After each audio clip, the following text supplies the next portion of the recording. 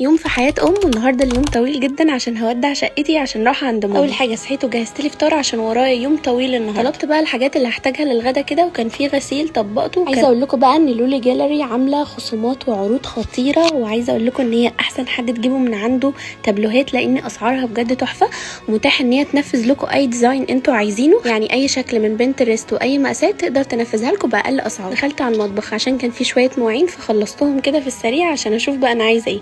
بالمره كمان روقت الحمام ترويقه عميقه، قلت بالمره اعقم حاجه وردوده، ودخلت عشان اخد الشاور. طبعا بعمل لشعري كل اسبوع حمام كريم من لوفيرا، حقيقي يا جماعه انا واكلاه لانه فعلا بيرطب الشعر جدا. الفواحه دي بقى خطيره، خلت ليا ريحه الشقه تحفه. مش عاوزه اصدمكم، بس ده بيكون المنظر بعد اي يوم بيكون فيه عندي تصوير، بس كان لازم اخلص كل الشغل اللي عندي واصوره علشان ما يتراكمش عليا اي شغل، وده بيكون المنظر زي ما انتم شايفين كده. بس قلت اما احضر شنطتي كده واجهز الشنط وبعد كده اروق الشقه.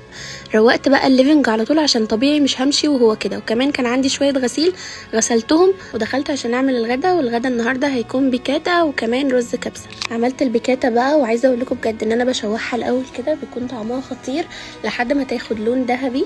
بعد كده بقى بحط عليها الصوصات كلها، وعايزه اقول لكم ان في تركه حلوه قوي بحط عليها صوص باربيكيو بيكون طعمها حلو قوي.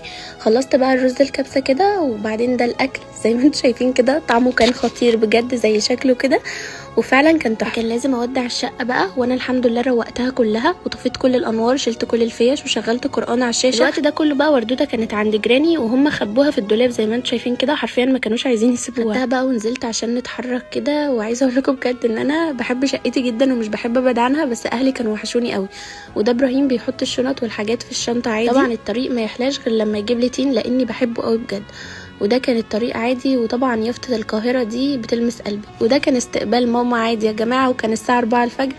وده سريري، وبكده اليوم بتاعنا يكون خلص. هشوفكم في فلوج جديد اول ما ارجع.